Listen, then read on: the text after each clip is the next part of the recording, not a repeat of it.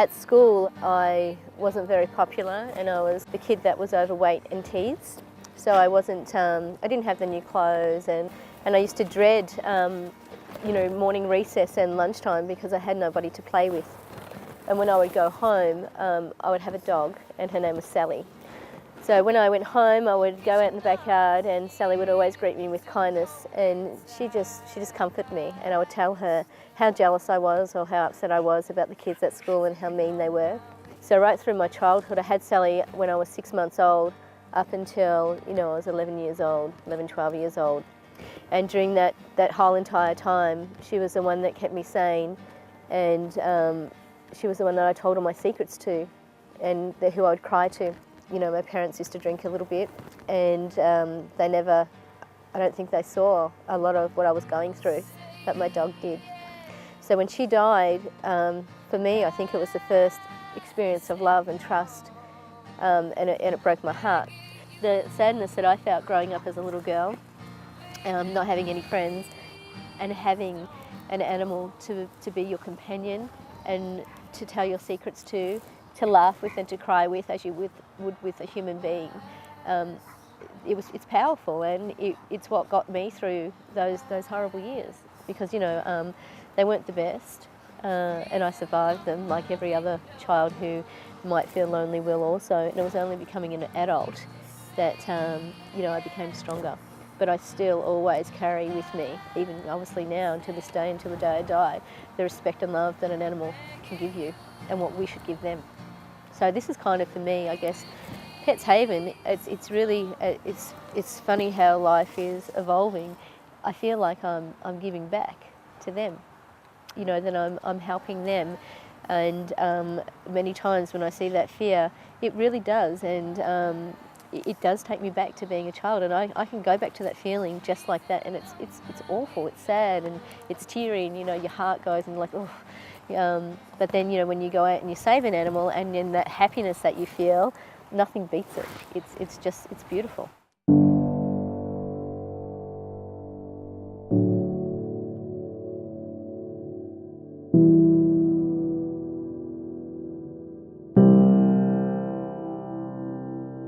There's been quite a few times when animals have just collapsed, when they've been starved, and you can see, how skinny they are, and we have to physically carry them into the veterinary clinic, and we take their glucose levels, and we sort of try to work out how long they haven't had any food for, and we place them on drips, and to see an animal that would be dead within hours or the following day, and that we place on a drip.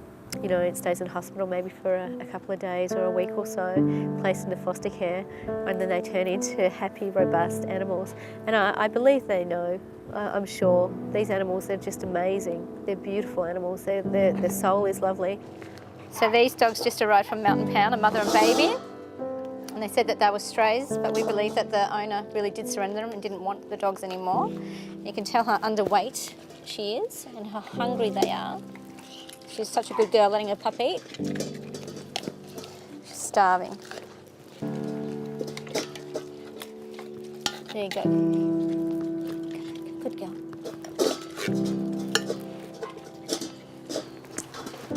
Look at that. That's just horrible. Such a good girl. They're both starving, Look how skinny she is. And the concern is, where are her other puppies? If she's, supposedly a stray walking the streets, where are her other babies? Gosh, that's sad. Sit. Oh, hello. Good girl. Sit. Paw. Oh, hello. Good girl. Oh my God, did you see that? Who does that to these animals? Oh, come here, sweetheart. Sit. Sit. Paw. Oh, good girl. Oh, sweetheart.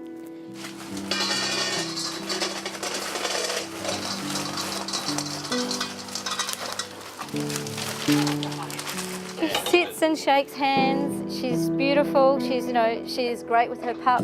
She didn't, go to attack the puppy when she was eating. So she just generally seems like a really lovely dog. At the pound, she had her tail tucked underneath her legs and she wouldn't walk. And she's only been here for less than 15 minutes, and tail's up, she's wagging, loving. For some reason, she's really focused on Helen, which is lovely.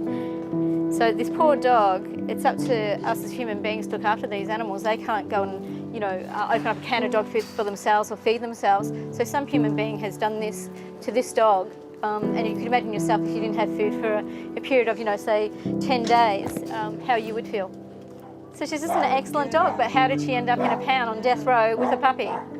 You know, what was her story? And it's a story that happens every day and numerous times per day. It's not the first and it won't be the last dog.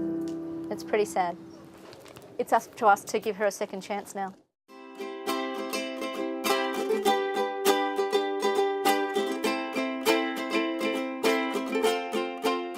One day I can wake up and unbeknown I could be saving, you know, 10 dogs, or you know, we could be driving somewhere, or somebody's delivering an animal to me, or we're euthanizing, or a mother and kittens, or a dog's giving birth, you know, in the back of my car. It's just amazing. Day to day for Pets Haven is it would be really difficult to explain because so much happens. You can be in tears, you can be so angry, you can be so happy, you can see the saddest thing, you can see the happiest thing, but not just once. It's like a snowball, and you know, like 3 sad things can happen, 4 happy things can happen, or it can be, you know, one sad, one happy.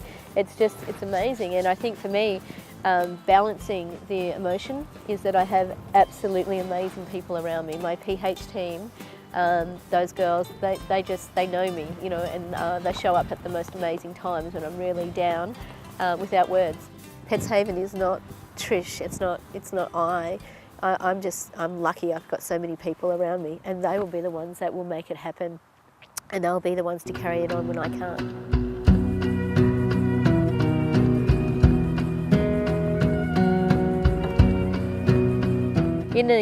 I think in a period of around about 3 years, we've saved 5,000 animals, and that's pretty awesome. You know, we have a shop front.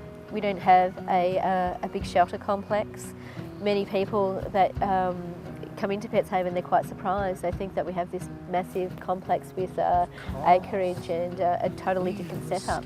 So to have rescued so many animals, utilising, you know, a shop and the you know, resources of the community as in foster care, it's pretty awesome. It's amazing. It is part of my life. I, you know, have those times where I crawl up in a ball and I want to walk away. It's just too much, and you know, the tears and the frustration and worries about money, because everything does cost money, and just the emotional stress. But then at the end of the day, it's my oxygen.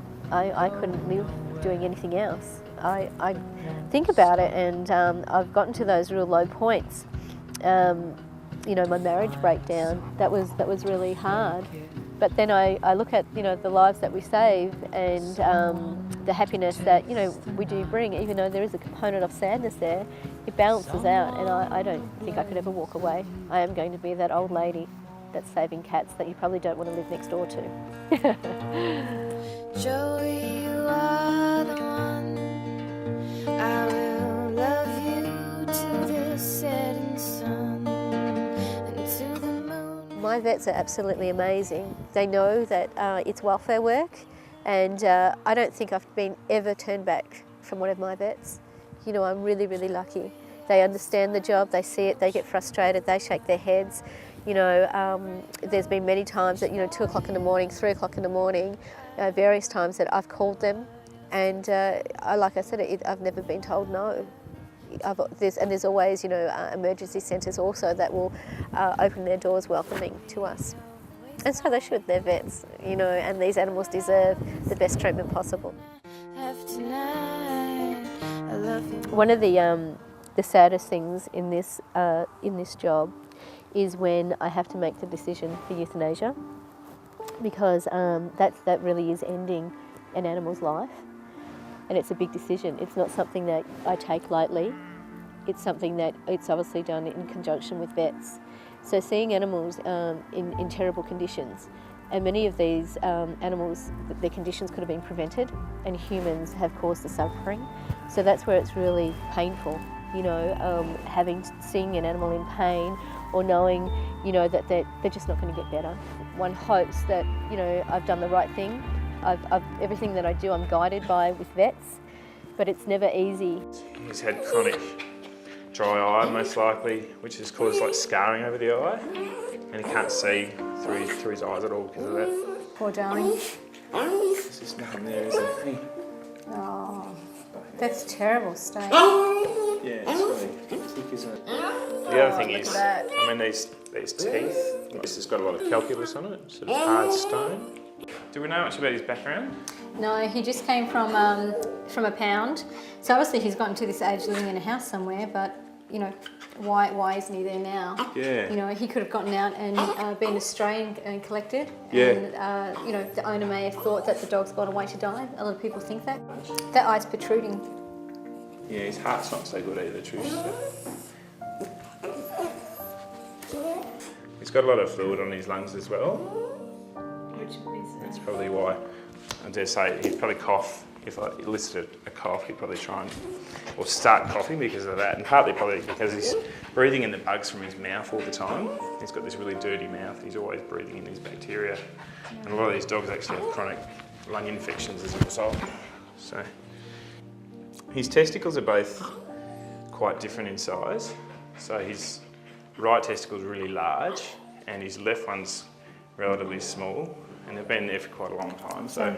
Testicular cancer? Potentially, yeah, but I think he's got a lot of issues. Bad teeth, he can't see anything. He's obviously got Bad severe heart. anxiety, yeah, and a heart Fluid. disease as well. All this could have been prevented though. And then he's gotten to this age, this old, and here he is in here. Yeah. So I think the likelihood of less stress for him and, yeah, rehomable is euthanasia. Yeah, I think it's going to be the most humane way to go. Yeah. Yeah. Because his anxiety, he's stressed, he's got several issues. You know, decisions are made that not all of us agree with, you know, and I struggle. I struggle with a lot of the things that we do. I just hope to God that I do make the right decisions, but I'm not claiming that I'm perfect, and you can't be. You're dealing with too much of the unknown. This dog's going to be difficult to put a catheter in for euthanasia, so it's much more humane and much safer for us to sedate him and then go through with the euthanasia and get it right the first time.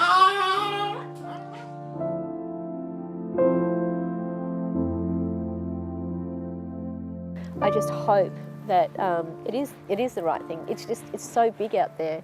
There are so many animals, and to know that you've done the best that you could possibly do is all I can take with me. White snow,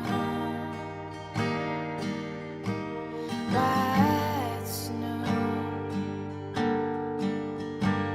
white snow. It's freezing on my windows.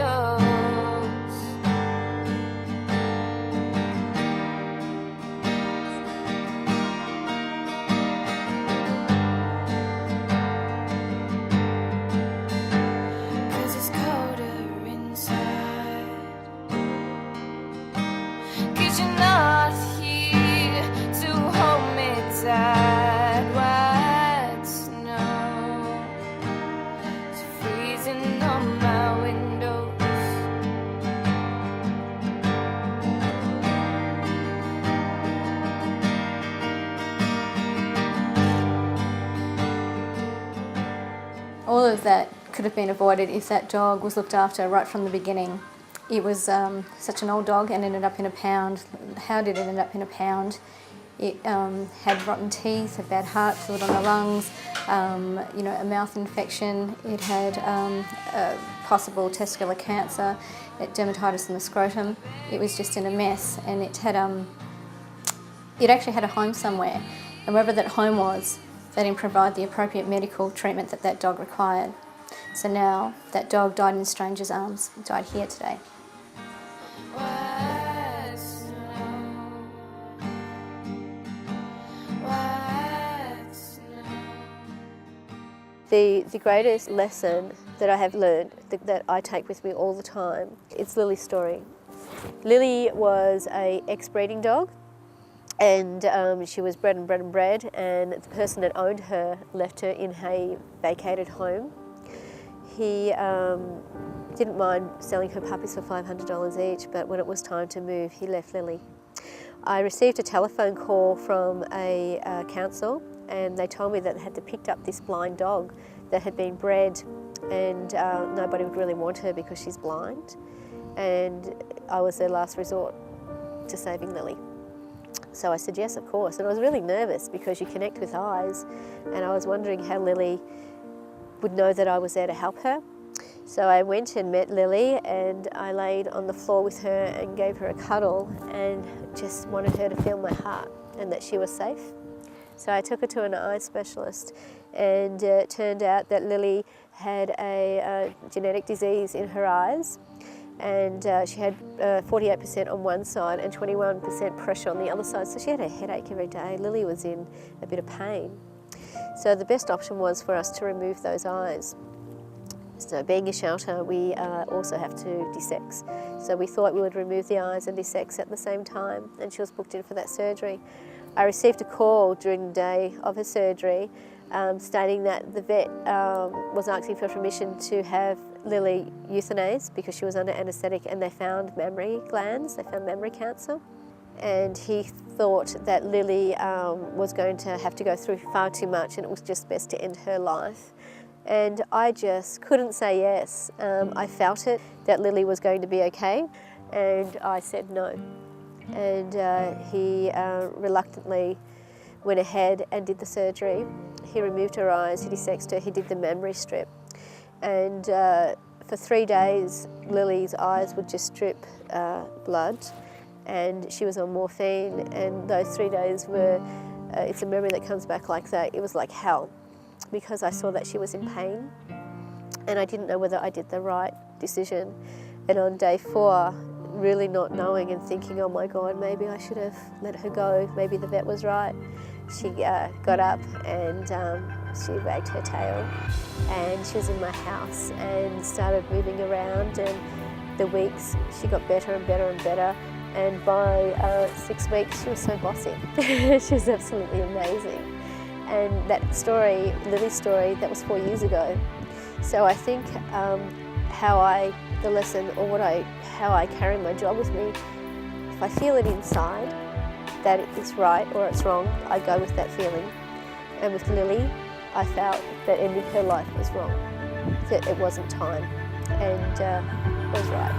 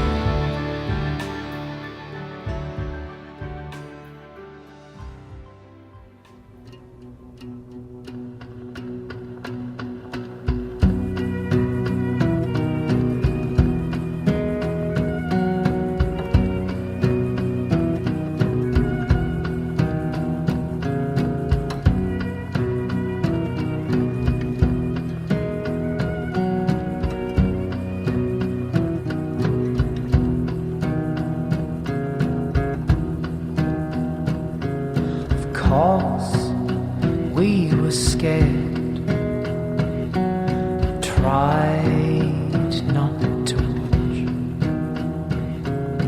took the first steps from the top,